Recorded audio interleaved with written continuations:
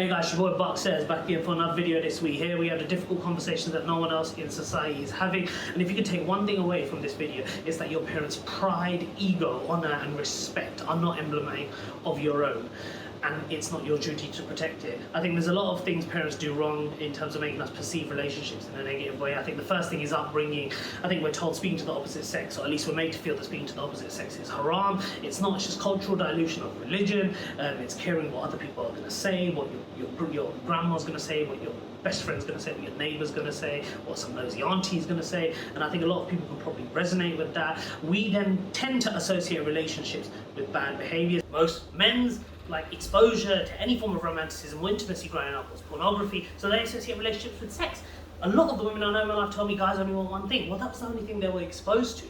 And then, you know, girls, they think that men are going to be this kind of solution to all their problems, that, you know, their parents have told them that you can go on holiday when you get married, you can do this when you get married, you can do that, you can do whatever you want. Married or not, you do what you want. You just need to take agency of your own decision making.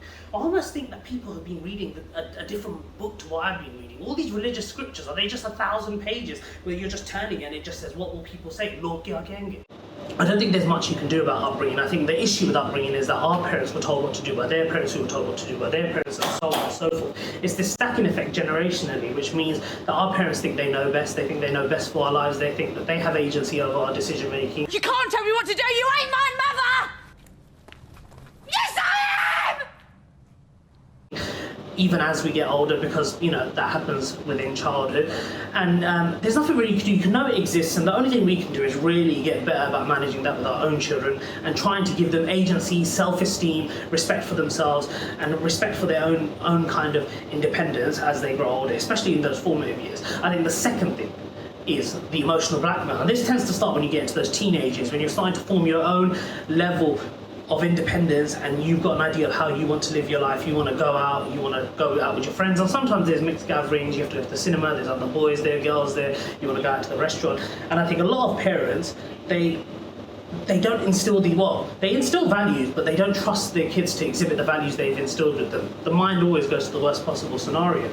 And it's more care about what people are going to say if my daughter's out with and to be fair, the brunt does fall of doors. What if my daughter's out with the guy? What are the neighbours going to say? What if she falls pregnant? It's all these doomsday scenarios which amount to nothing. But what they're robbing you of is fundamental skills, fundamental core skills in being able to talk to the opposite sex, which don't just serve you in relationships, they serve you in the workplace. It's a fundamental part of your development as a teenager. And then this is, what comes in is the emotional blackmail, right? The emotional blackmail is, once you do, you know, I'm sure people have been caught talking on the phone to a guy, maybe even just studying or being seen talking to a guy after school, and you're told, this is going to kill your dad. What will this person say? You're going to ruin your brother's life, you're going to ruin your sister's life, you're going to ruin my life, you're going to give me a straight. None of that's going to happen, right? I think what we can recognize is, you know, emotional blackmail comes from a very dark place for someone else. It comes from their own insecurities in their own position in life, their own insecurities around their own decision making, and their own insecurities about how they're perceived in the wider community. It's a difficult thing for teenagers growing up to have that burden placed on them to protect their family, or that you're responsible for your parents' unhappiness. It's a very difficult burden.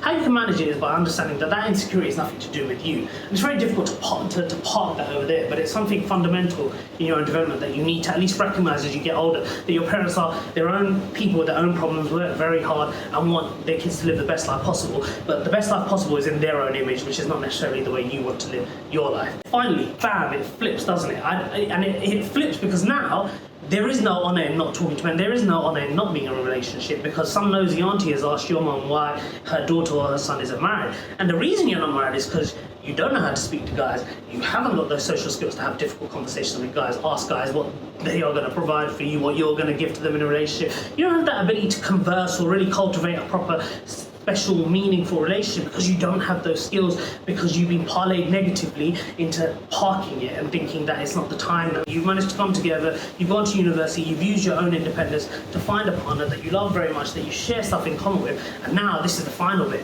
Obstacles, barriers to entry. Parents, the amount of parents I know that put obstacles in front of their children, whether that's ethnicity, Pakistanis marrying Bangladeshi, Pakistanis marrying Indians, Pakistanis marrying Gujarati, Punjabi people, it's insane. Nowhere in the Quran does it say it's haram to marry someone that's not the same ethnicity as you. And again, it comes down to that point of what people think. It's not just ethnicity, it's looks. Are they tall? Are they skinny? Are they fair? Are they dark? I don't know. I mean, I sometimes think who is sleeping with who, right? I thought that attraction was meant to be for the two people within the relationship and not for the wider family. It's a bit weird that you want to flex how good looking someone is. And it's these weird things, right? And then also on top of that, what do their parents do? How big is their house? What's the hukm here going to be? Oh, my daughter is worth 30k in gold, my son is worth this. Or, it becomes, at that stage in life, it becomes the equivalent of a big dick swinging contest for most Asian families, at least in my experience. But all it comes down to is barriers to entry. It's barriers because they want to be perceived as amazing in front of the wider community, right? This is our son, this is what they're worth, this is our daughter, this is what they're worth. And it comes in the way of true happiness because it starts something off with more toxicity. And I think it's difficult because I think all these three things, right? I mean, how do you manage that one, right? How you manage it is you need to have the ability to have difficult conversations with your parents. The decisions, parents think that they know best, but sometimes they really don't. Your parents will always try to make your decisions for you, and it's hard to stick up to your parents at any age, but being able to stick up for them for your own agency and your own independence is fundamental to not only your pride and respect, but theirs long term.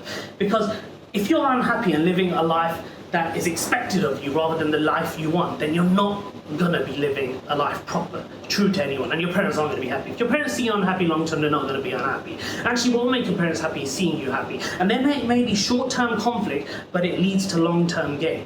So all I can say is have the ability to have difficult conversations and call your parents out on your bullshit. And that may seem harsh, but you have to, because a lot of the time parents make stupid decisions which make them look even stupider in front of their wider communities, in front of their families, in front of their friends. Have the ability to have difficult conversations. What it comes down to is this whole umbrella of control, right? Parents want to control us. They want to insulate us from hurt. Actually, our parents don't want us to be unhappy, but they want to insulate us from hurt. They want to insulate us from judgment because they were exposed to all those things growing up. They didn't know how to manage it. They didn't have buck sets helping them. But how do you do it, right? You, as parents, if a parent is watching this video, you allow your parents the independence to make their own mistakes. And if you're a kid, don't try to protect your parents and make them happy, because they won't be happy. They're not happy with themselves, right? You can't make your parents happy. You can make yourself happy, which will make your parents happy.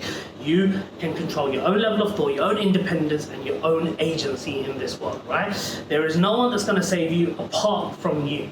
If there is anybody that's struggling in this situation, watch this with your parents and tell them that's what Box has to say for this week.